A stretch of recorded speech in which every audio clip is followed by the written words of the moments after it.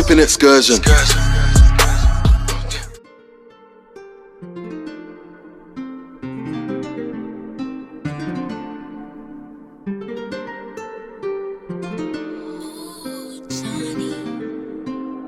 That's it.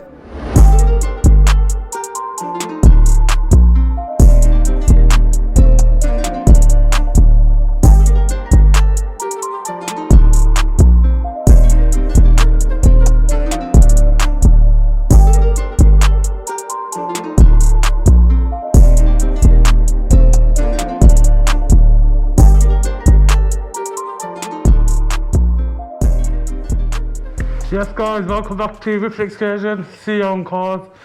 We're on to an episode with the CEO of Global Foods, someone who is taking over the catering trade and supplying restaurants and takeaways, and recently the sole distributor for Salam Cola in the West Midlands. Welcome to the channel, Mabs. How you doing, man? How's it going? Okay? You alright, yeah? I'm fine, thanks. How you doing? Yeah, not too bad. So you want to, for the people that don't know, do you want to let them know about Global Foods? Okay, so my name is Mabs. I'm the CEO of Global Foods. We're based in Warsaw, and we specialize in the Indian industry, where we give all the food material items. So from your fresh vegetables to your fresh meat and poultry, to all your dry goods, to all your dairy products, meaning everything top to bottom, and everything. And we've also recently got into the fast food trade. Where we kind of supplying again everything for the fast food trade. So we're kind of killing two birds with one stone. Yeah. So let's dial it back and let's go back to the start. Where did it all start from? So give us a background about your childhood, how you grew up in Warsaw. So we all had humble beginnings, and basically it was a bit of a rough area, especially at that time in the late 90s, early 2000s. There's still a bit of racism then, especially in school, college. I think after college it got a bit easier and everything. Yeah, everyone's kind of getting along and everything. Yeah. Everyone kind of chilled out, relaxed, merged with each other and everything. So everyone's kind of thinking. So it got a bit easier, I would say. Yeah. And then obviously went to uni. I went to three different unis. Three different unis. I went to Coventry, Wolverhampton, and then Birmingham. The worst thing is I said it for a joke to somebody and go to three different unis and I ended up doing it. You actually did it. Yeah. So I've done that. What degree did you do? I got business management. Okay, I guess that come in handy for your workplace. You know what it is? I knew that I'm going to go into the business that my family were in, which is obviously the hospitality trade. And so I thought, I always knew I wasn't going to work for somebody, because it doesn't make sense. Because why would I want to build somebody else's empire up, company up? Exactly, why do you want to make someone else rich? You know, when I can do it myself. And then, so I done that. And then after I got my degree, I literally just jumped in straight away. Into the family business, yeah. So probably at the age of 20, I took a bit of time at uni and relaxed a bit. So about 22, 23, that's when I jumped into the business. So initially what we were doing is basically, we were doing shops and retails first. So we had several shops in Warsaw and in Birmingham as well. These are grocery shops? Grocery stores, yeah. Grocery stores. So we supplied to the local trade and everything. Yeah. And we also had our own products as well, like rice. Okay. Rice and poppadoms, for the restaurants. These are items you imported? Yeah, we imported our own rice from India back then. Okay. And then, so from there, what did we do? So we done that, and we had a couple of stores in Birmingham, a couple of stores in Warsaw, and from there I took the decision that, you know what, I don't want to do this, I'll be honest with you. As in the shop retail. Retail side it's a lot more difficult, isn't it? It's a lot more difficult. You have to be there for 12 hours a day. The margin is cutthroat as well. Cutthroat isn't the word, man. Especially where we were in Birmingham. Everyone, he does this for this much. Can't you do this much there? And you're thinking, what's the point doing this for this? You understand? So I always knew the distribution side, where we distribute to the hospitality trade, so to restaurants, to fast food, the market was a lot better, the revenue was a lot better, and it's a lot more. You're dealing with a lot bigger numbers as well. Yeah, a lot bigger numbers, and you're dealing with a lot more like-minded people that are aiming the same kind of thing that you're trying to do. And because a lot of them is someone that you know, so you don't have to try that much, and they'll end up coming with you because of your relationships. And so I thought, you know what, let's give that a try. So what we've done is we closed the Birmingham shop. Okay. Once we close that, we've opened this place. So this place has been open since 2017. 17, yeah. Okay, so Yeah, 7 years. You've been here for 7 yeah, years now, isn't it? 7 years. 7 years. Look how time has gone. That's crazy. 2017. So yeah, so we've done it slowly, took our time, and we've straight away we start going nationwide. That was my idea, to go nationwide. That's what grew your business, isn't it, from that stage? You kind of went on steroids from 2017 to there. Substantially grew it from there. 'Cause what it was is locally there was too many competition.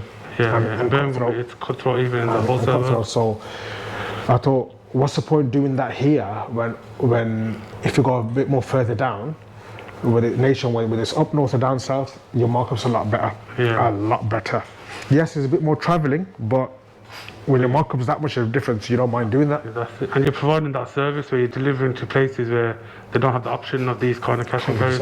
So that's where you kind of play a bit of monopoly with them. Yeah. So it's all right. It's good. It's good. The markups are a lot better than here. So that's where the idea came from. So you know what? So we've got family and friends in Portsmouth. So it all initially began on that Portsmouth route, didn't it? Portsmouth route. That's where it all began. On the Portsmouth route, where we went there, and I actually seen the markup and the prices that they're selling there to here. So that's where the idea initially came from. So from there, it went from there. Then now, alhamdulillah, out of in 7 years, we go nationwide. Yeah, pretty much. So all the way down Cornwall. So Cornwall, for example, we go there every day. Literally every day we go there. I mean, we can't get enough of Cornwall. Cornwall can't get enough of us. The reason why is because we do everything top to bottom. Not everyone does everything top to bottom. Some people might do dry goods, but they might do vegetables. Some do vegetables, not goods, and some might do fresh meat or poultry, and that's it. But the beauty about us is we do everything top to bottom. So it's a one-stop shop for everything. It saves the owners from having to spend their own time going out the way. So instead of having 3, 4, 5 invoices, you've got one invoice. You've got one invoice, and you've got. And because we're very strong with our buying, our price rate and everything is a lot more. It's either probably top leading, if not beating everybody else. Okay. That's what because we've been here since the 96. That's when we opened our stores. So we had a local shops. We were delivering to local restaurants then. So that's where it kind of came from. And from there, we've kind of expanded it from this side. Delivering to places where they don't have the option of these kind of cash and carries. So that's where you kind of play a bit of monopoly with them. So it's all right. It's good. It's good. The markups are a lot better than here. So that's where the idea came from. So you know what? So we've got family and friends in Portsmouth. So it all initially began on that Portsmouth route, didn't it? Portsmouth route. That's where it all began. On the Portsmouth route, where we went there, and I actually seen the markup and the prices that they're selling there to here. So that's where the idea initially came from. So from there, it went from there. Then now, alhamdulillah, out of in 7 years, we go nationwide. Pretty much. So all the way down Cornwall. So Cornwall, for example, we go there every day. Literally every day we go there. I mean, we can't get enough of Cornwall. Cornwall can't get enough of us. The reason why is because we do everything top to bottom. Not everyone does everything top to bottom. Some people might do dry goods, but they might do vegetables. Some do vegetables, not goods, and some might do fresh meat or poultry, and that's it. But the beauty about us is we do everything top to bottom. So it's a one-stop shop for everything. It saves the owners from having to spend their own time going out the way. So instead of having 3, 4, 5 invoices, you've got one invoice. You've got one invoice, and you've got. And because we're very strong with our buying, our price rate and everything is a lot more. It's either probably top leading, if not beating everybody else. That's what because we've been here since the 96. That's when we opened our stores. So we had a local shops. We were delivering to local restaurants then. So that's where it kind of came from. And from there, we've kind of expanded it from this side. So you took the idea of from your normal route. Now you've literally gone nationwide, haven't you now? So we've done that now, and now we've also, as well as going nationwide, we're getting our own stuff in.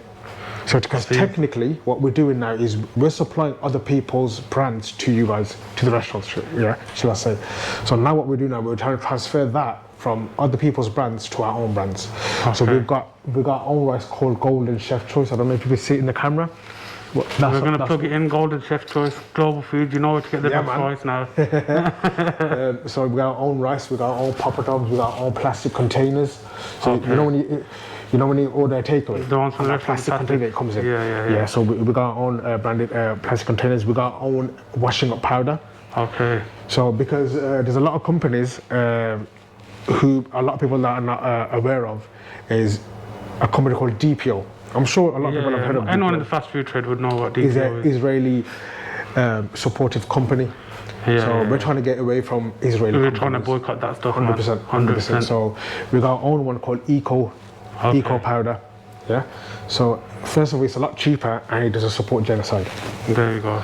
It's a clean way to clean. 100%, 100%. Also, we've also partnered with what you mentioned is Salam Cola. So we're the sole distributor of Salam Cola. So even with that one, 10% goes to Palestine. So how that came about is the concept. We were in talks for the last couple of years. Before any of the way before anything stuff that's happened. Because we wanted to get away from Israeli companies from the get-go. Before.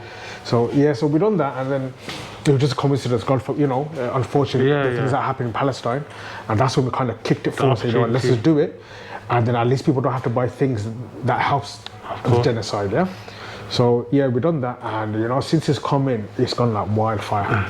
I've seen Especially it with the everywhere. drink. Especially with the drink, it's gone like wildfire. We literally can't. We're always out of stock. The moment that it comes in, It's gone back out. the moment that I'm talking about days on retail. That's almost unheard of. That's crazy. Days on retail selling are full container loads. So within a couple of days, gone. It's crazy because there's only one product, isn't it? It's just one product. That's the It's beauty literal. of that one. Well, you know what it is with that one, because it feeds everything. It feeds everyone, doesn't it? Yeah.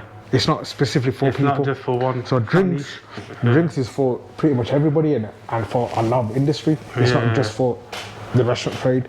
Supermarkets have it, fast food, Indian restaurant. All different industries have it in the hospitality trade.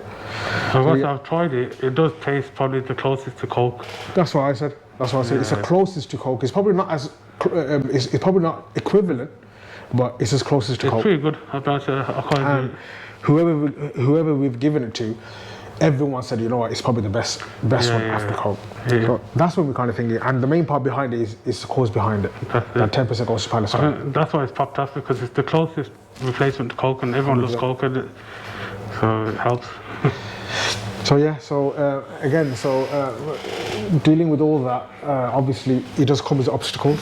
In this trade, one of the main obstacles I would say is credit. Okay. We'd say that's the biggest challenge. We could be here all day talking about credit. So people, and it's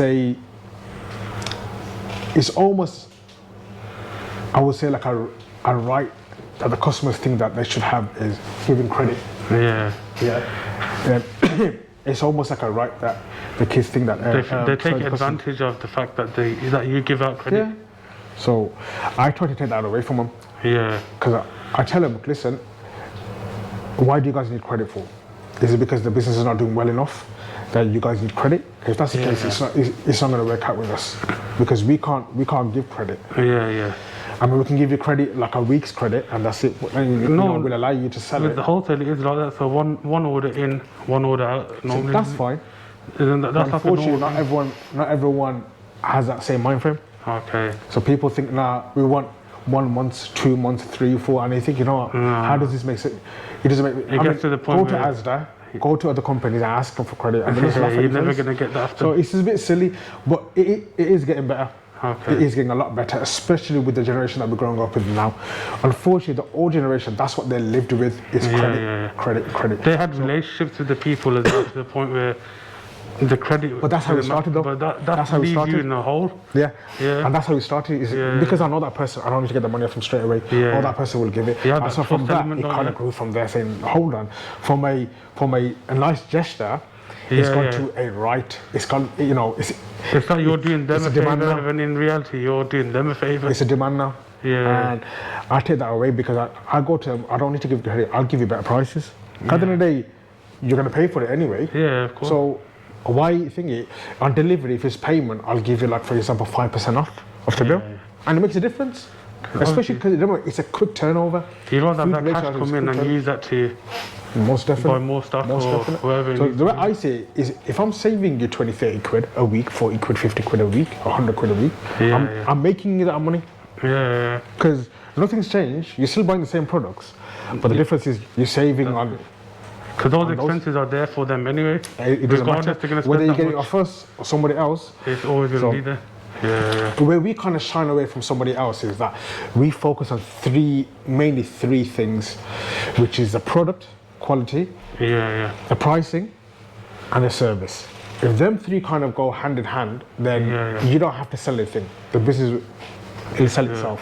That's it. So that's what we've been focusing on since day one, and from there it's just gone from strength to strength to strength. So like I said, like we go to corner all these areas that we've been going to. We've actually gone there to get customers. People have been calling us from there. So once the word was out that you're in that area, word of mouth is people are coming to you now.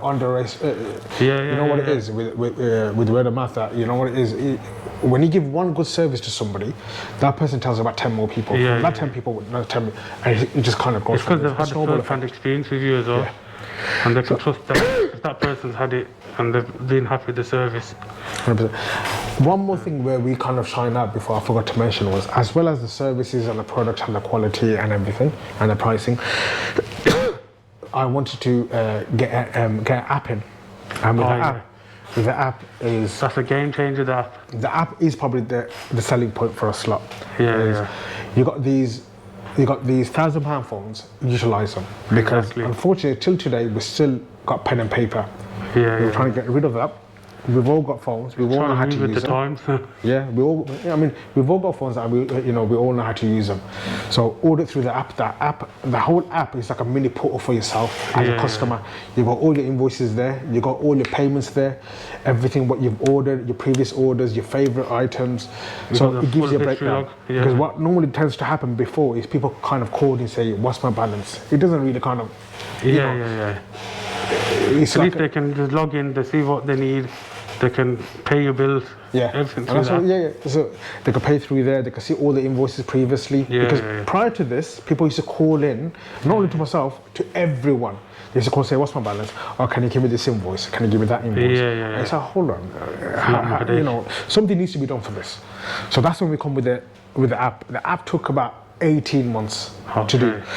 Because it's bespoke to exactly the way I wanted to do it. So loading all your items in there and everything. 100%. So when the customer orders, the app itself builds it for them, so we don't have to do anything, which then takes away from staff time. Which then saves on staff as well. So at this time, I would have had to probably hire another 15-20 staff. Just to if the portal, if my app system, the whole portal wasn't in place. So it's just about, it's just about, at the moment where we are right now is that it's just how to refine it. So now it's like I said, like products now, because we're kind of shifting a large amount of products now. So instead of shifting somebody else's products, I'm pretty sure people have heard the name of KTC. Or East End. Mainly Asian. Those brands. It's mainly Asian products, but now we're trying to get our own stuff in now. And just, one by one, refine it. So like I said, the app thing has really jump-started a lot of things. And now the next thing is going into getting our own items. As well as selling for better price. It's your own brand as well. So you kind of have your own brand getting stronger and stronger and stronger. But you're getting better buying power as well. But guys, check it out though. My rice is called Golden Chef Choice. Try it out. It's meant to be just as good as Tilda, isn't it? It's better than Tilda. It's better than Tilda. Tilda. I don't know, like the rice. We got two types. We got one for the lower end, so like value for money, and we got one with the higher end. But it literally comes down to people's preference. People don't mind paying extra for the one they better like. one. And the people that like value for money, we also cater for them as well. So at the moment, so where we are at the moment is we're actually looking for a bigger place. We've all, I don't know if the viewers can see. The unit is rammed. It's literally rammed. Rammed full of stuff. And we literally can't get anything else in, and it is slowing us down. So we're actually gonna build our own place up to bespoke to exactly how we want it. It's got a lot of place. There's money on this place. You've got a massive freezer here. I just got a freezer from Turkey about 2 years ago. And we wanted to do it for something else, but it's already full. It's already you full. So I definitely don't know need what we do. So basically, what we're gonna have to do is get a bigger place with a bigger freezer, with more racks involved, with more products. Then we can get into more different industries. Like we're talking Turkish cuisine, Okay. hotels.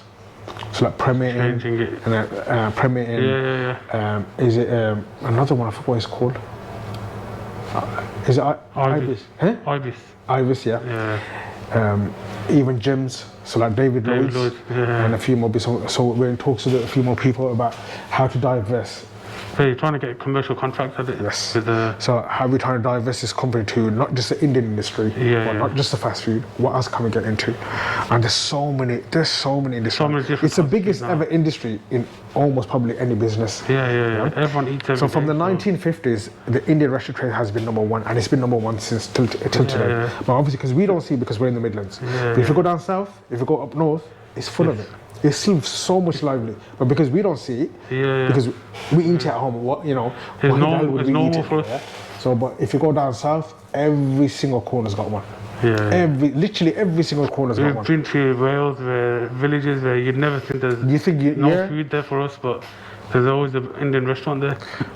It's like, if you go down, like I said, again, Cornwall, if you go down Cornwall, I think in every street there's average like 3-4 street, not a road. Street, just on that one road. Yeah, and it's the number one dish in the UK. Is chicken tikka masala, isn't it? Yeah, chicken tikka masala is the number one. Have you heard that guy passed away recently? Yeah. The original guy that came down from Scotland. Really? Yeah, the guy passed away I think about 3 months ago. Oh wow. The sad day, man, for the Indian Russian trade. Yeah, the guy that originally made the chicken tikka masala passed away recently. Oh no way. Hope rest in peace to him. Yeah, 100%, 100%. So, yeah. I was going to say, so we're kind of diversifying to different industries, as well as getting our own products in. So like the Chinese, we've got a lot of Chinese market around here, which we're there's a lot of Chinese places, just like Indian restaurants. There's a lot of Chinese. Number two is Chinese. Number one is Indian. After number one, after Indian is Chinese.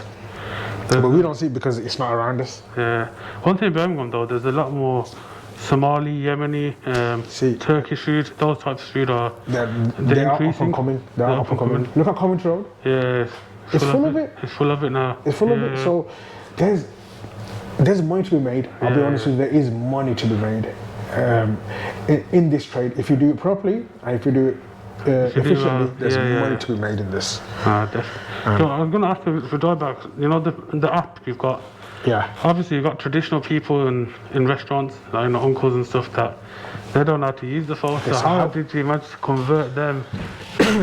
So how we simplified it is because I knew who our target audience is going to be. It's going to be mainly over 50s.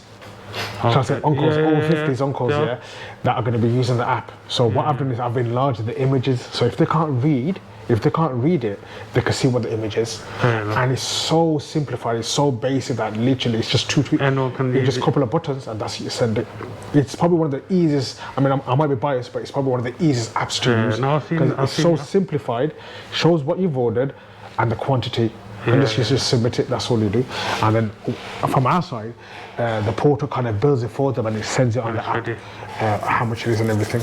And on top of that, the app shows you how far the driver is to your location. It takes you like timing wise, it notifies you from the moment that you submit to the moment that you... It's a bit like Amazon, isn't it? Almost, it's like making an order on Amazon. I mean, pretty much, I would like to think so. I would like to think so.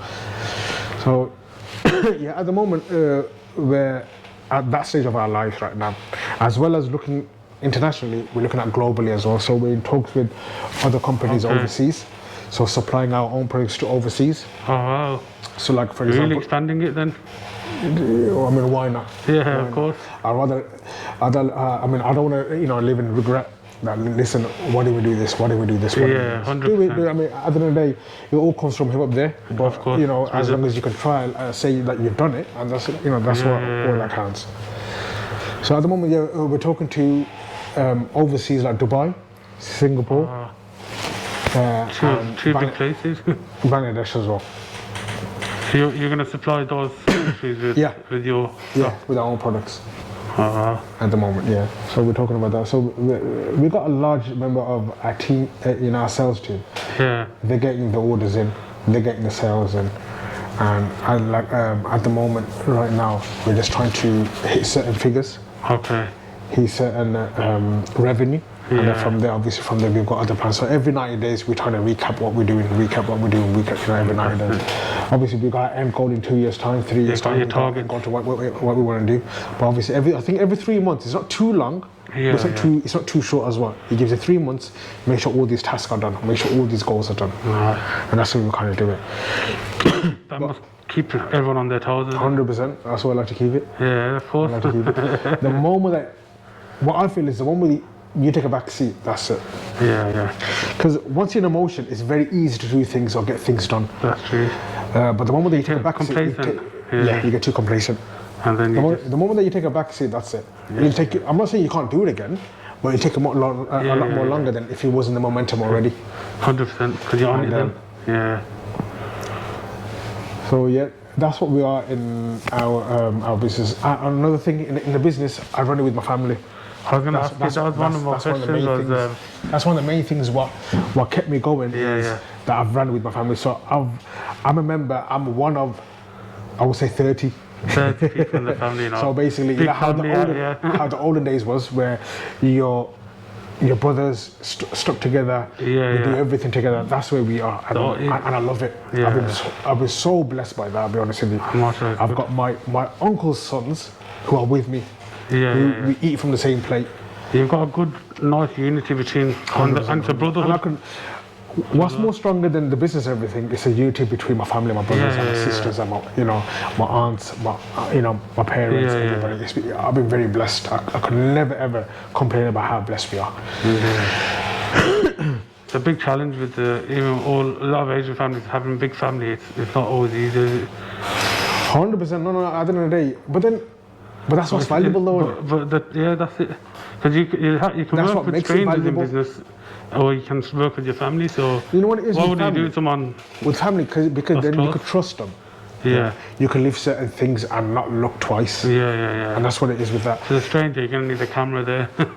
Literally. Yeah, but it's like, with family. I mean, if I'm gonna give wages, if I'm gonna make somebody else, feed somebody else with it, You rather feed I'd rather give my own family. Yeah, 100%. And that's what it is. It's like me, my uncles, my brothers, my parents, everyone. If I make it, they make it. If they make it, I make it. Yeah. That's where I see it. So why would I want to build it with a partner? I mean, if I never had nobody, then fair enough. I'm not saying it's the right thing. I'm saying that's where I think at the end of the day, if I'm going to go up, I want to take my family with me, my friends, with me. Look after everybody. How to say it. 100%. So like for example, I do like that about how you guys are set up, because everyone seems to work well together. Everyone knows their role.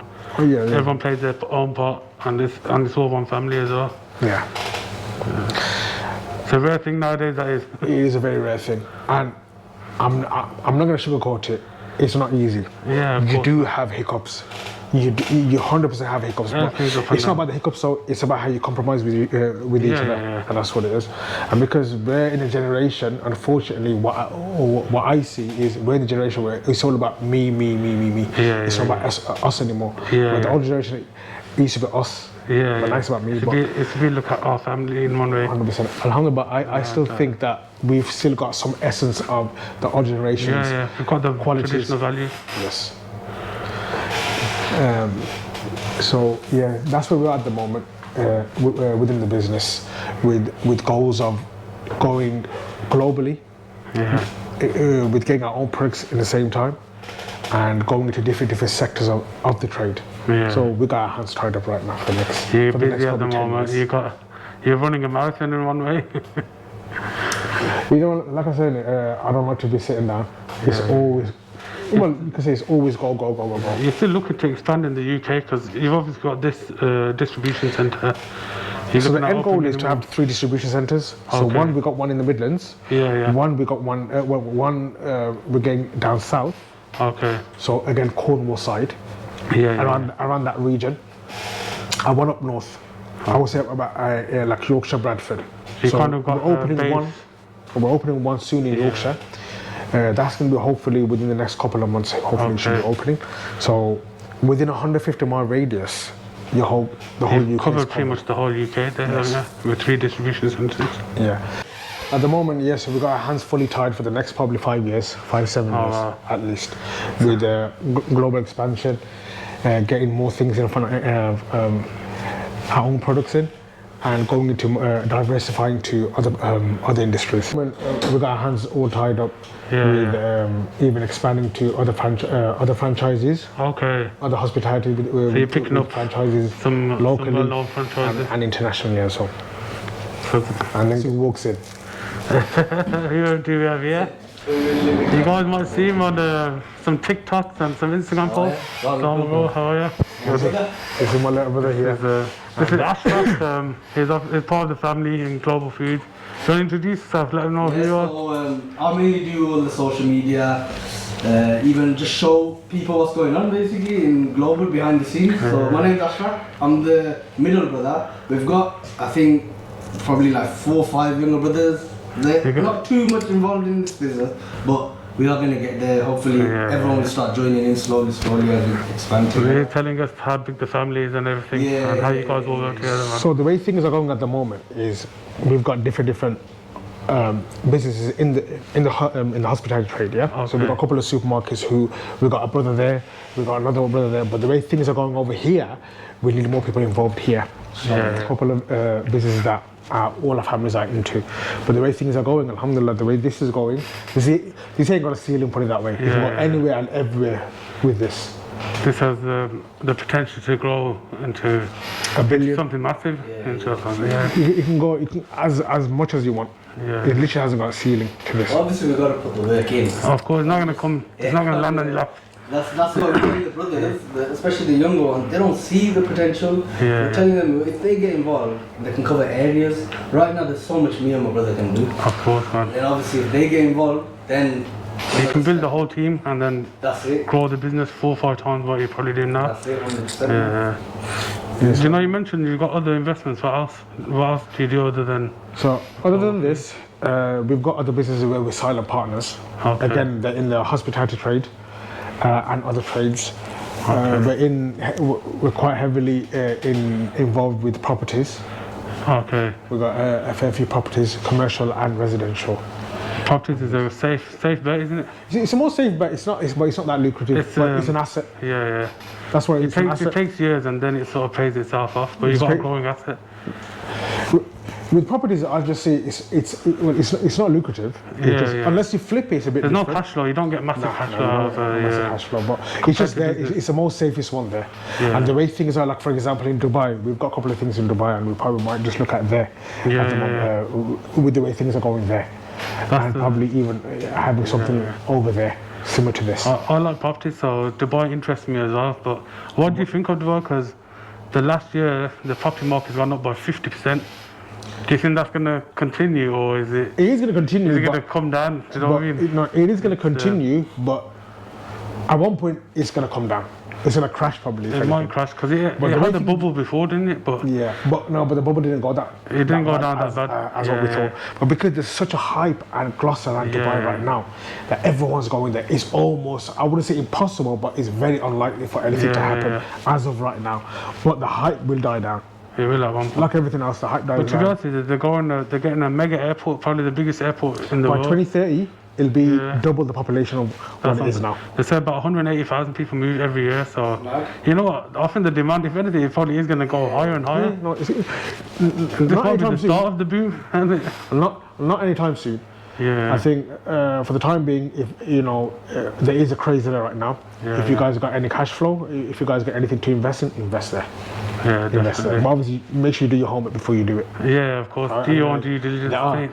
No financial There advice. are people out there that are crooks as well. Yeah. You have to be careful. You have to deal with Just make sure you do your homework proper people. before you get yourself involved with anything.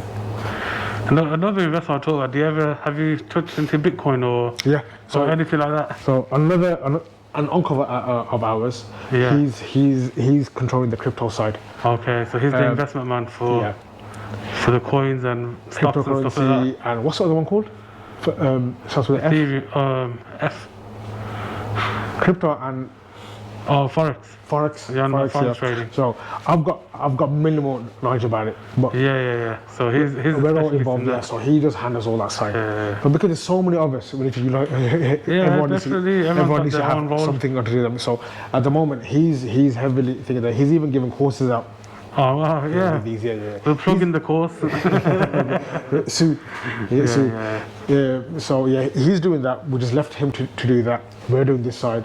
We've got other brothers doing the supermarkets, and we've got we got 3 supermarkets, and then this. So yeah, like I said previously, our hands are tied right now. It's lovely to see that, you know, your whole family works together and everyone does different things as well. I think that's what I think that right now, especially locally, that's what we're mainly known for, is that the unity that we got around us. Yes, the business is there and it's doing beautiful and everything. Don't get me wrong, but I think we're more known for that than the business itself. And you know what? It's a blessing. Could never ever take it back. Yeah. You can't choose your family. You can choose your friends, but not your family. But and it's nice the fact that you all work together, because not everyone can do that. So you know what it is? You know, if you're gonna do something, who else do it more than your own siblings? More than your own brothers and sisters. Well, I mean, at the end of the day, you could do it with partners, you could do it with friends, 100%. I'm not denying that, because a lot of people do it, and a lot of people are not fortunate to have members of the family doing it with them. You know, so, some people, you know, have got other ideas to do something else. Like I previously mentioned, nowadays it's about what I want to do. It's about what I want to do. Yeah, and I think we've still got the essence of how the older generation. The old traditional values, isn't it? Yes, that's what it is. I think that's why we kind of moved forward quite a bit. We made it work together. Yeah, that's good. Flashback, man. Give us some more knowledge of what your role is. Before I even started here, I was with my brother first. Yeah. So I didn't really get involved in this, because I didn't see what my brothers and that were saying. Okay, like, you couldn't see the vision. Yeah, like before we started, I genuinely couldn't see the vision.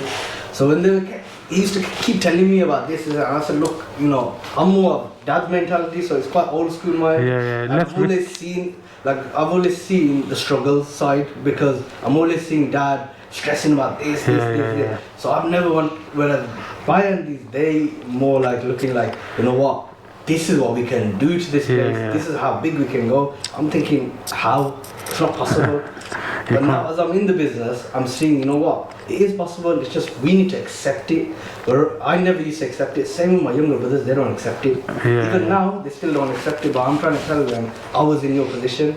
Trust me, when you guys join, we can take it to that level. Right now, alhamdulillah, you know the position we're in, we're doing really well. But at the same time, we can do better in a way where we don't even need to get involved. We can just have a step back, and then you're basically just watching the machine process itself. That's the whole process, hopefully.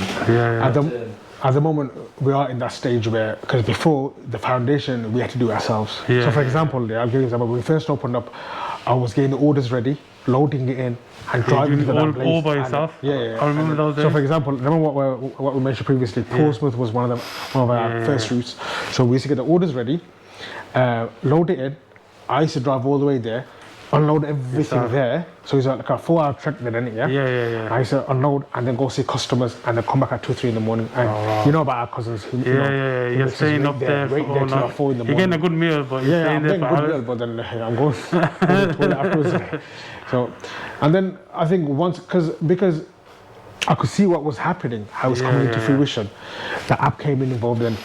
And then I could see so for example now, we were hand loading everything in now, and now the forklift does everything for us. So again, like I said before, it's refining how to refine it, as well as expanding it, how to refine it. So initially what we're doing is we're handballing it in, and from handballing we're putting trolleys in, and from trolleys we're putting pallets in.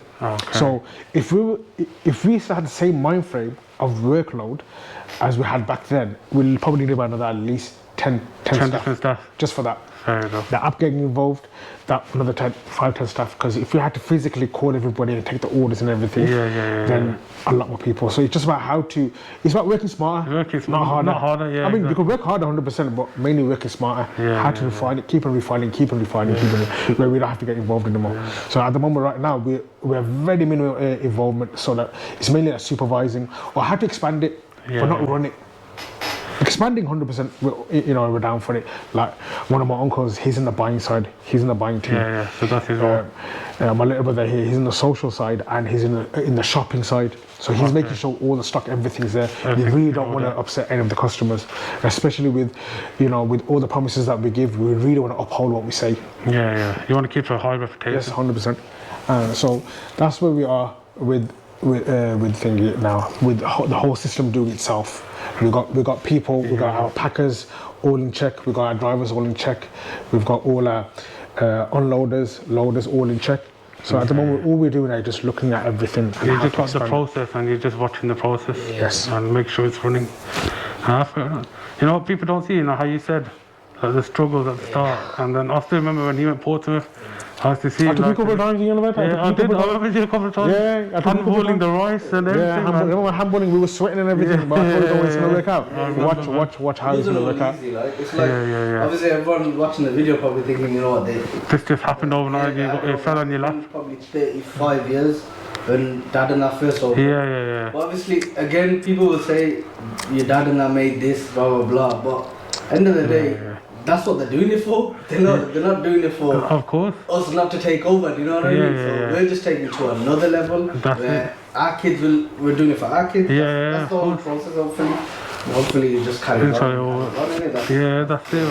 That's the way forward, man. Obviously social media has taken over the world in one way now, hasn't it? So how's your the social media guys? So what plans do you have? What I want to do it myself. Okay. I did do a few videos of myself. Yeah. You know what?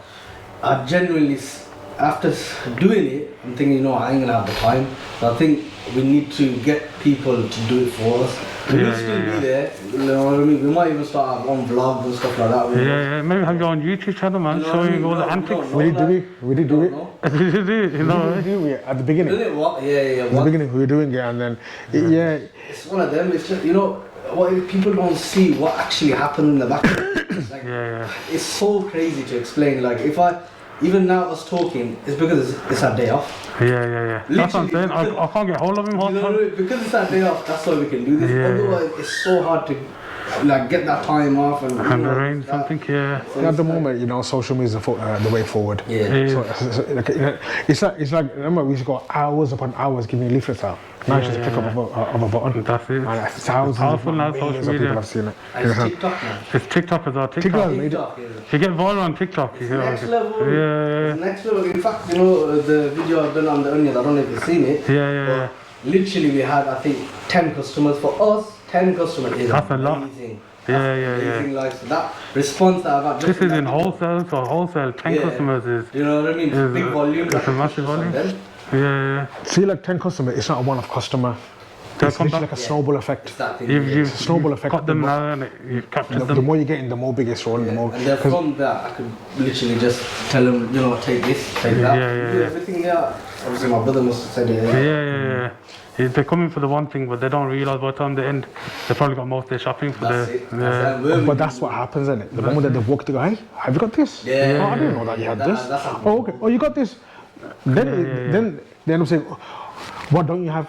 What don't you have? So that is the aim. Like I previously mentioned, why would somebody have 4 or 5 different invoices of, okay, this guy gives me vegetables, this guy gives me meat, this guy gives me dry goods. So we do everything all in one. So it's that simplicity that you have one invoice for everything. And it saves them time, which is the biggest thing. So they don't have to phone him for that part. They don't have to phone him for this. They don't have to phone him for this. So it just simplifies everything for everybody. Of course. I bet so. But as I was saying, I think social, especially TikTok has made a lot of people aware of a lot of things. Yeah. And especially that, the Sri Cola and even our own rice as well. Yeah. That rice, hopefully, once that container comes, because we're selling it too quick.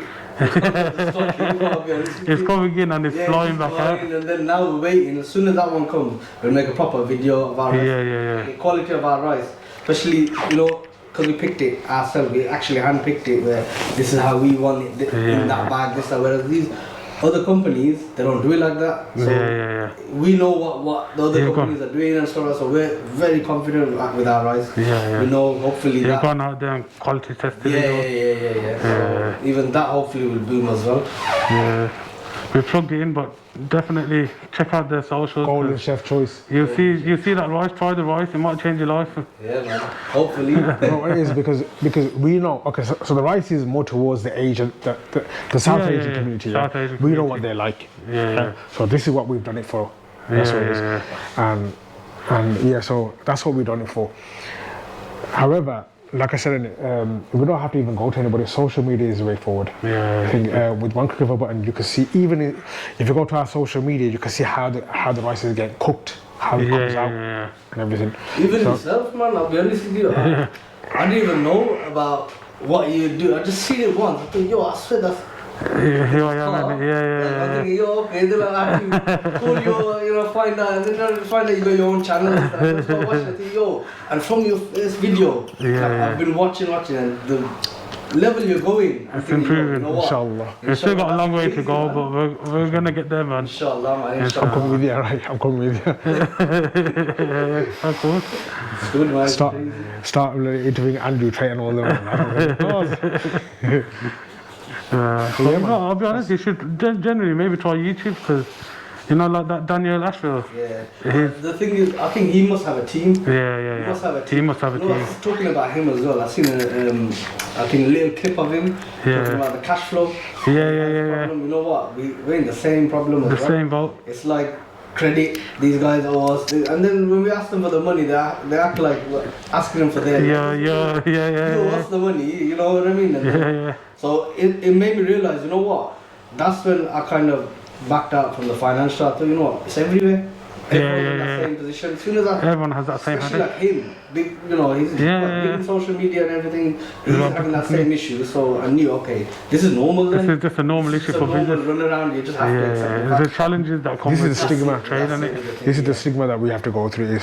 But we're just trying to change our mindset. Well, I think, you have your processes there, so it limits the damage. That's why, you know what it is, you have to give some kind of credit, but as long as it's controlled.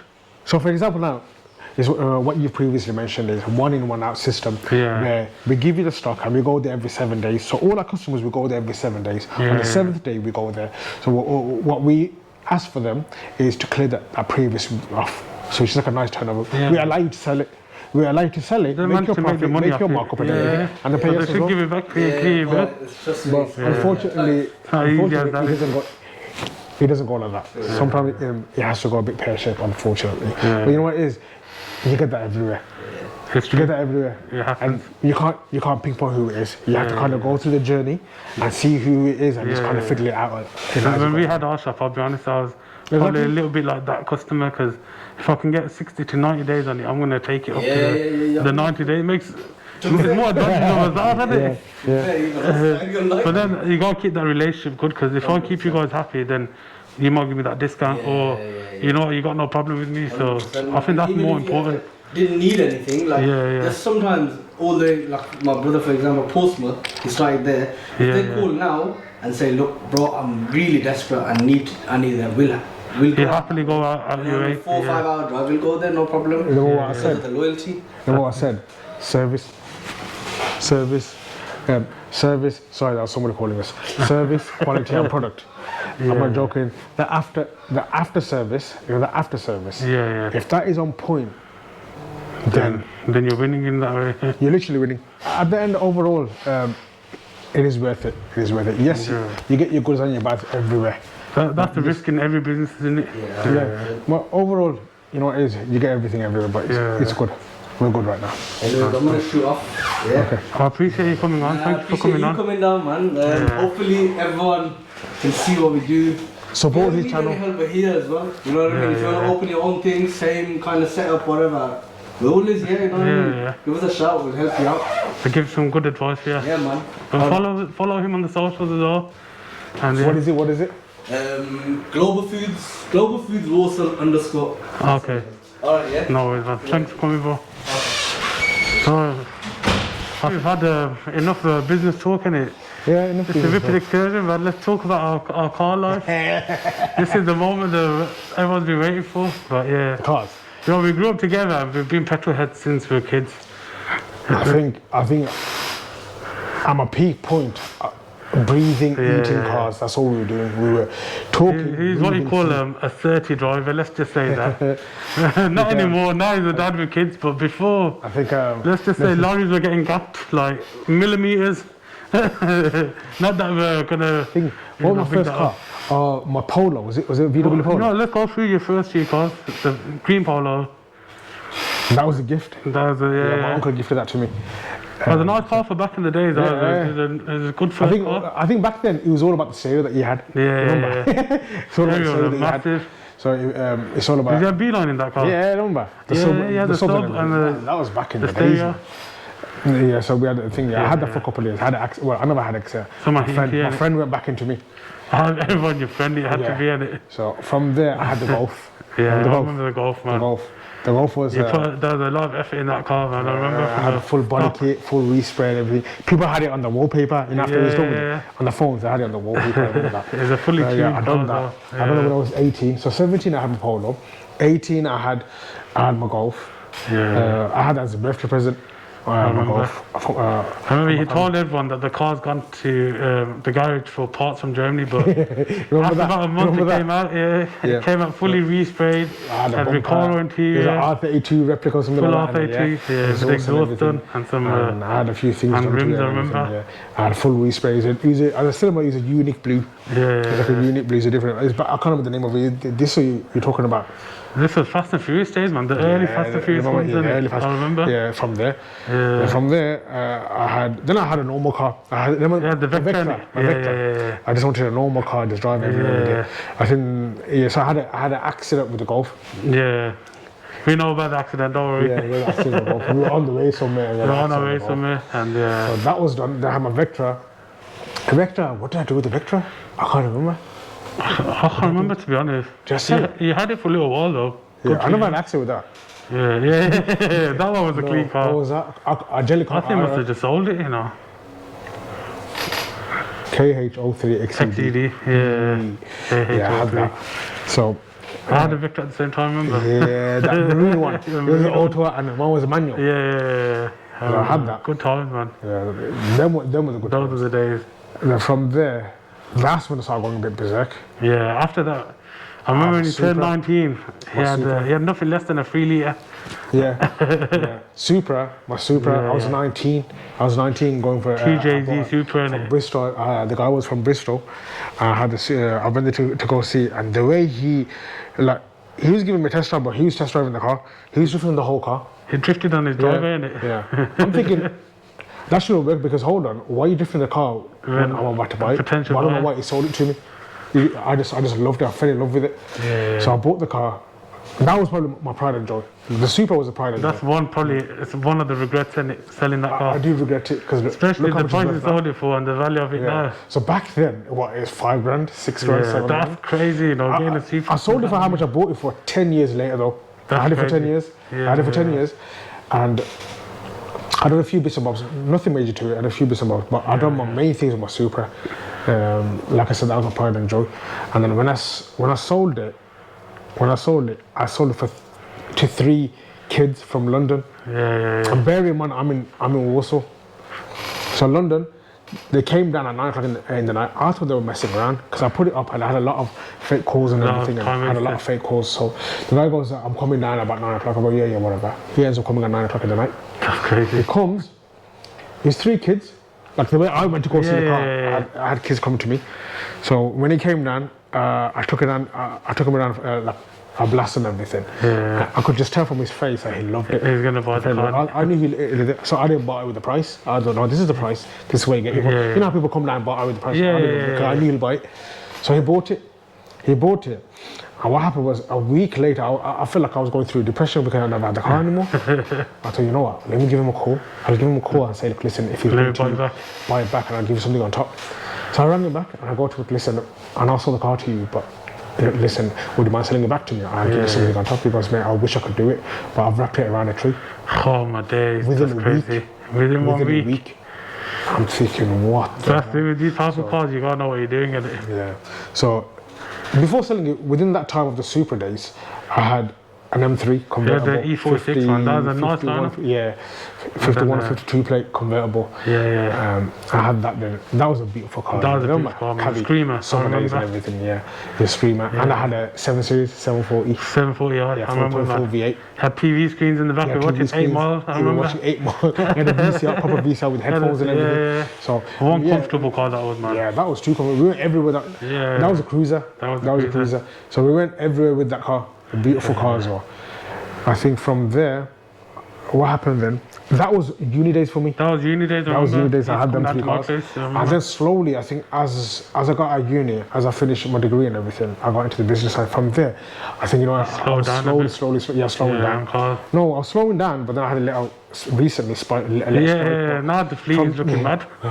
From there, I sold all the cars. I sold the car. I can't remember what I had. What did I have? I think I had a normal car. You bought a Q7 in it? Oh, that was in 2014. I bought a brand new Q7 then. So I ordered a brand new Q7. Yeah, Q7. I thought, I need a 7-seater car, a nice new. So I bought that. And as I bought that, one of our cousins bought an M3. I remember. Yeah, he bought an M3, bought E92 M3. And that's when that The buzz came back in. Yeah, He made me buy my first V8 as well. I bought the S6. There then. you go. So I bought it. I thought, I need to get a car again. I need to get a nice thing again. So I bought an E63. Yeah. 60. It was a 63 or 64 plate in 2015. He's about a year old. 63 or 64. Yeah. He always had the private plates He's on about a year old. So I bought that all my days. Remember, from a normal diesel, I jumped into something like that. That's almost like just a shy of 600 brake. I remember So that's crazy, man. we were having a laugh with that. That was So a I had the motor though. Q7, I had that, and then after that I bought a Range Rover. Never again. A Range Rover, if you know about this, you guys, I'm not joking, you guys have got the worst customer service and the worst products ever as well. Yeah. You guys don't help your customers at all once they're in need. Because I had to change 3 engines in my Range Rover. Three engines on the Range Rover. And the funny thing is that, so I had them cars, I had the Range, E63 and my Q7. And I think in the meantime I sold my Q7. The Range Rover, when I sold my Range Rover, I didn't sell it. No, you had I just that gave it to too. auction. Oh, I thought on the third engine, I thought I'm not going to drive it anymore, I'm just going to give it to auction. I'm not even The going repair it to and get as sell much, it. recoup as much of you. The funny thing, as a you friend of mine bought it not knowing it was my car. can. Oh, no He was way. also. And guess what happened a week later? The engine went on him. Oh my God. But 4 luckily for him, engines in that because car. he's a trader, he was covered under Under his warranty? Yeah, under his warranty. Fair enough. But the engine went again. So if I had it for a week more, the engine would have gone on. I'll be my 4th engine. Forget that. That's not worth it, man. And then even, and I had a warranty with it. Yeah. But Range Rover they didn't pay me out. They denied you? For some stupid reasons. Yeah, and I'm sure people will know that Range Rovers are known not to repair your car, whether it's paying out or repairing the car because of so-called problem here. We had a recent mate who had to battle with them for his SVR. There you But go. eventually they had no room to move him, so he got the replacement engine from them. Yeah. But he's a lucky one. They tried their best not to pay him out or there not you to go. repair the job. There you go. And then so the E63, so I had the E63 and then I saw the Q7, the Range Rover went. M3. He bought the M3. I bought the M3. No, I had the M3 before I sold the Range. Yeah. No, you had the range for a while left. Yeah. Yeah, I still had it for a while. So within that time, because obviously I'm going from one part to another, but within that time I had the Range M3. M3. The M3 was that one. Yeah, When M3. that first came out, that was the lovely blue colours. That's what made it white because of the color. The color was so nice. I thought, you know what, let's get. You know what is? I missed an M3. M3 is one of the best I all-rounders. think like a normal saloon car. Yeah. It's one of the best cars out there. And he had all the spec on it. Head-up display, heated steering, heated seats and everything coming in and everything. So I had that. I had the E. I had the Range. When I sold the Range, what the hell did I get? A45. The I had the A45. A45 before then. Yeah, I You had the A45. A45 before the range went. I think I had the A45 before then, and then what happened was the A45 was a bit of a boy racer car. Yeah. To have a bit of fun in that one, and then I was close to buy another Range Rover SVR. Wanted the SVR. Yeah. Don't get me wrong, they look beautiful and they sound They beautiful. drive lovely and everything, man, but the But what is- reliability. And I was in mind, shall I get it, shall I not get it? And I made the best decision not getting that and getting an X5M. So X5M.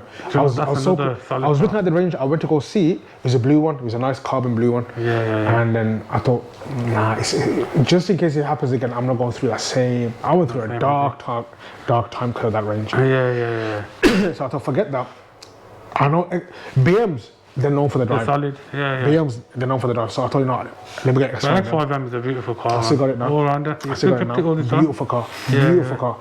Yeah. So I bought the X5M. It's got the full spec. Yeah, red leather interior. Red leather interior, yeah. Lovely colour. Heated steering, heated seats, back, soft closure doors, head-up display. Well spec'd, isn't it? Yeah, well spec. You know what is with the cars, especially in that kind of thingy. When you're spending that much money, Bracket, you want you know the what extra spec. You want the full spec. Yeah, of course. Hence why I'm going to talk about my next one. So X5 came in, you know, beautiful car. So if I'm going in a long journey, and you know I want space, I'll take that car. So good all around the practicality, everything. Oh, I forgot about another car that I've got right now. I've got my S63. The S63, man. Yeah, the S63 came because you know what it is. I wanted a comfort car. Long distance drive. Long distance, but you know what it is? Nobody's got one. Yeah, that's true. Only a friend of mine's got one, and they're very, very underrated car. Very underestimated. One of the most comfortable cars out underestimated there. car. You know what? I thought you know what? I'll get it. One of the reasons why I got it is because so my friend that works in Mercedes, he came to me and goes, listen, this is coming in. Do you want it? I looked at it. I'm not joking. The spec that you had, and I thought, you know what? I'm gonna just get it because nobody's got one. And I thought, you know what? I've always wanted an S-Class. S-Class, coupe. Yeah. I thought just get it. So I got it. Got it from London, from Chichester. Yeah. And ex-Man U player had it. No before way. me. Yeah. One owner. Ex-Man U player had it before me, and obviously, him being a player, he spec the whole thing up. So it was only like what 6 months to a year old. Under a year old. Yeah. So I had a good deal on that. So I thought I'd just get it, and I still got it now. I've still got it now. That's why with the red interior, massage seats. You know what it is? Massage seats, cooling seats, heating seats. And you know what it is now? That probably gets me more. That gets probably as much, if not more, looks than the next car we'll talk about now. Is so I've had that since 2015 or 16. Oh, our time's flying. Yeah, I've had 7 years now. I've had the X5 for about a year later than that one. My A45 I've still got, and then I bought a C63. Oh yeah, the C63. I'm not joking, I'm forgetting these. I'll forget the cars in your fleet. You know what is the whole fleet? I think we've got about 30 odd cars. But that's not all high ends. Don't get me thinking. That's my vans. Obviously, got a lot of normal vehicles. My vans and my normal vehicles. No, you know what is? You know, from time to time, you need normal vehicles. You know what is? You can't drive these cars everywhere all the time. And at one point, I was driving V8s for the last 2-3 years. Nothing less than a V8. The petrol bill must be high, man. Oh, but I'm not talking about that. But you know what? It came to a stage that I can't be asked to drive these cars. You know what it is? Somebody, you know, after work, you're knackered. All you want to do is just go home. Be able to park anywhere without worrying about the cars. You can't be asked. So done that. So the S63 came in, and after that I bought the 63. That again, the same guy informed me, he goes, look, the coming in. That's a lovely C63 as well. You came with me? I took you there. Yeah. You took me there. So we went there, seen the car. I thought, why not get it? So we went there, bought that, and I still got that now. So I still got that now. Beautiful car. That's gone up in value. All of them have got, bear in mind, they've all held the money since all these years. That's crazy, isn't it? Obviously, other than this little patch now of the market take a hit now. A little hit there. But overall, you're still pretty much up, aren't you? It's good. It's good. And then the last car I bought, because bear in mind, at one point in the last couple of years, I was buying a car every 6 months to a year. So I was a proper petrol header, but recently I've kind of, because of the business and everything, I've not had a chance to think it. I will soon, but once I finish everything I want to do, then I'll go back into my little hobbies and everything. So then, and then someone who came to me about an R8 from dealers. You missed it one car out, you know. I'll give you a clue. 911. Oh my days. Oh my the one I days. had for you, man. And you found one with the 911 turbo, yeah? No, at the start of it was just before COVID? Just before COVID, yeah. That was a lovely 911 turbo. I can't remember. Was it just before COVID? I think just me, you in the thingy, in the cafeteria having tea, and then you bought yours. I just bought mine. Yeah, you just bought yours, and I fell in love with yours. Yeah. I thought, that looks nice. And then we were just looking, and then you Yeah. found me this. I was like, you know what? The 911 It's a good Turbs. deal, man. Where was it again? Was it in London? It was down south. 100% it was down I can't south. remember. I think it was in London or something. Yeah. So I went down. The guy owned a toy shop. Yeah. He went big with toys or something like that. So I went down. It was a bit of a funny. The deal was fine, but the transaction was quite funny. I had to literally give him the money without me being there, and then literally. Anyway, everything went through. What a car! It was fun. You know, one thing with Porsches, which it kind of puts me down a bit. It's too perfect. Yeah, I know what you mean. It's It doesn't matter who drives it. The car will do whatever it says. With you any can take driver, it around bends. You can do whatever you want. anything. It's too perfect. That's the thing. Yes. So if it says it'll do 0 to 60 in 2.5, it'll do 2.5 every single time. You can't mess it up. It is a proper driver's car, isn't it, for that reason. Do you get what I'm saying? Yeah. That's why it's a beautiful car. You can. I mean, it's faultless. Yeah. On a track, you're not beating it. Yeah. It's as simple as that. Yeah. But then I had it. The thing with 911, they're a bit understated and they're not loud like a Lambo or a R8. But sometimes that's what you want, though. Yeah. So obviously, if you're spending all that money, you want. It's a driver's car. Yeah. It's a driver's car, 100%. It's like an engine, isn't it? Yeah. Put it that way. It's You don't want to mess with it, but you know what's happening. So that's that one. And then, so I bought it for a good price. Remember? Yeah. You showed me. And then I had a good price. I had a person that wants to pay good money for it, so sold it to him. I had it for about a year. I had it for a year, and I made some good. He made a nice drink on that one, didn't he? Yeah. And then after that, then the R8 came. So the R8, I can't remember who it was, but it was an influencer's car, who then gave it back to Audi. And then Audi contacted me because of the Q7 and everything that I had. They said, we've got an R8 there available. Are you interested? Fucking alright, why not? Fucking why not? So I went to go look at it. I thought, you know what, it's nice. Do you know, it's the best spec R8. Hey? It's I probably was just the about to say, the best spec, there's nothing unticked. Carbon inside, carbon outside. Upgraded bucket seats. Upgraded bucket seats, Bose sound system. Is it Bose? No, Bang on those. No, Bose. Yeah. B&O, B&O. And one of the main things is it's got ceramic brakes. I'm sure you can see it in his windows, in his TikTok or something. Yeah. You got it. We made a video of the. If you go down in the videos, you'll see Yeah. best spec R8 from Global Foods. Yeah. There's a full review on it. And then after that, so since then, so that was my last car that I bought a couple of years. How long has it been? I generally, you know, I've been that about busy. I can't remember. 3 or 4 years now. Been about 3 years probably. COVID. Yeah, so 2020. Shit. Yeah. 2020, I had that car. Have been 4 years. The last 4 years have zapped for us, haven't they? It's too quick, man. It's too quick. But you know what it is? So yeah, I had that car, and what I'm thinking is I've kept it, you know what it is, because then there's no more CC3s, as in like 4 litres or 5.5s. So 2 litres. And now have you seen it now? It's a 2 litre. Nah, man. It's a Need a V8. from a 6.3, it went to a 4, and that's a 2. Yeah. I mean, It's crazy, isn't it? it's not going to be the same. So I'm thinking of keeping them, and then what I'm going to do is, once I finish the things I got to do, I'll probably get And some. treat yourself after. Yeah, why you not? know, Why not? At the end of the achieve day, it.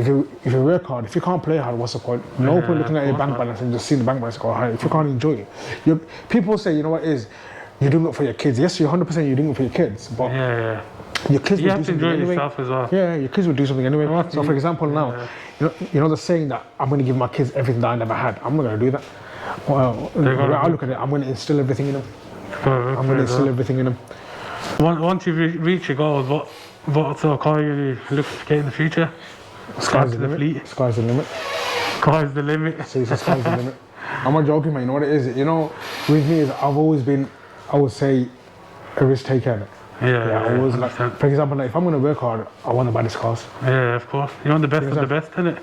I mean, inshallah, one day if I could get my hands on a Koenigsegg, Koenigsegg, or even a Bugatti, why not? Talking big car, why not? Hypercar money. Like I said, man, you know what it is? You have to treat yourself. Yeah. So small goals, treat yourself to something. Whether Keep you motivated. It's a car, it's a thing, it's a house, or whatever. To me, if I'm going to do the same thing over and over again, not see it as a small little reward for it, then it's like it's a bit thingy, isn't it? Yeah. And like leave something. You know, people say about leaving things for your kids. Yes, 100%. I'm going to leave this for my kids. Well, I'm going to instill everything in them, not give them everything. Yeah, they gotta learn the value of money and how things. No point me leaving this with them and then, you know, you don't want to create a weak generation from it. 100%. So I'm going to see everything, strong. everything in them. Future cars. I mean, I would love to have a Bugatti one day. Yeah. I'd love to have a, you know, Koenigsegg. I mean, you're talking about hypercars now. Even a 918. I would love to have a 918 spoiler. Yeah, one of my favourite cars. LaFerrari. Yeah. Would you like any classic cars? Would you buy another Supra? Yeah. You'd have to buy another Supra, man. I think you should buy one soon. Just for the memories, man. I'll get another Supra. Yeah. I would love to get another Supra and like work on it myself. Yeah. That's like a hobby, isn't it? That's the hobby, man. Get our own garage. Yeah. That's what we want to do as well. Yeah. I wonder why not. Get a garage, work on the cars. When I'm a bit more chilled out from here and everything, look at a bit of hobbies. Obviously, we've got our normal sport hobbies and everything, and they play football, play badminton, and what. So let the audience know what we used to get to when we were 17, 18. The tracks, the Mexico life. Oh my God. Before Mexico was even a thing, we used to roll the car out the driveway without even switching the engine, so we sneak out the house. Oh my God. That used to be a joke. So when we were kids, and I didn't want to wake nobody up. So we used to push because my car's in the driveway.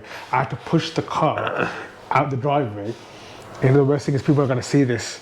No, they're not, but we're old enough I now. used to push the car out from the driveway, push it like literally halfway down the road, and then stop the car because the Supra was so loud, M3 was so loud. The loud car. If I started at my driveway, people are waking up. Everyone's waking up. I just push it all the way. Remember, you used to do this. Yeah, we used to do sometimes with together. me. So we used to push the car out, and then from there we used to go from there. Mexico life, the BP. Tracks. Yeah, BP. Friends used to call me the Dart one. Yeah. Tracks was there from the golf days.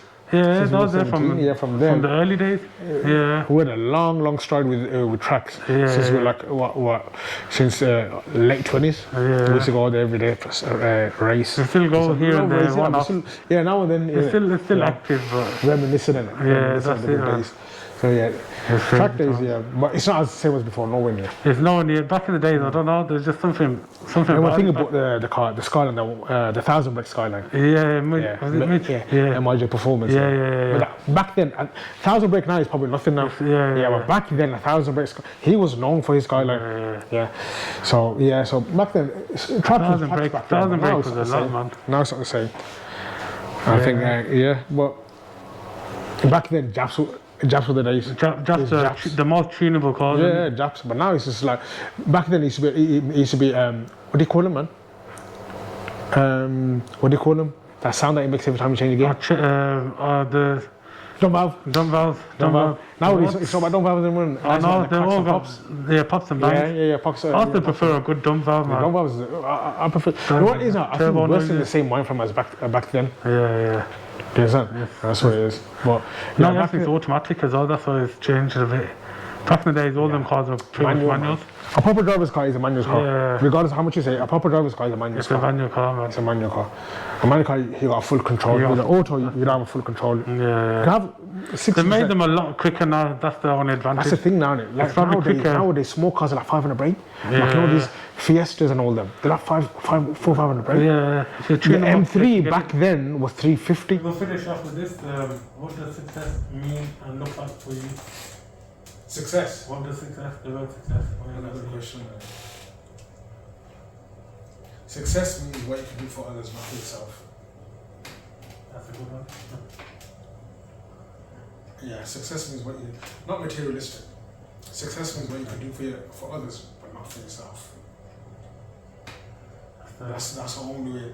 Simplify it like that. Yeah. What you can do for your family, for your parents, for your kids, for your loved ones, for your friends. Opening doors for your friends, for your family, helping friends and family, helping the poor. Yeah, that's a big thing for us. So, I mean, success, that's true. I mean, business, as you can see, this can be here, but tomorrow it can go. But success is what you can do for this, not for yourself. I like that. Ahmad, thank you for coming on. Appreciate everything. And anybody that needs any hospitality things, you know, we are Global Foods. I'm going to plug everything in at the bottom of the description so you can follow all their socials. And yes, guys, hope you enjoyed the video. And we'll see you on the next one. Whipping excursion.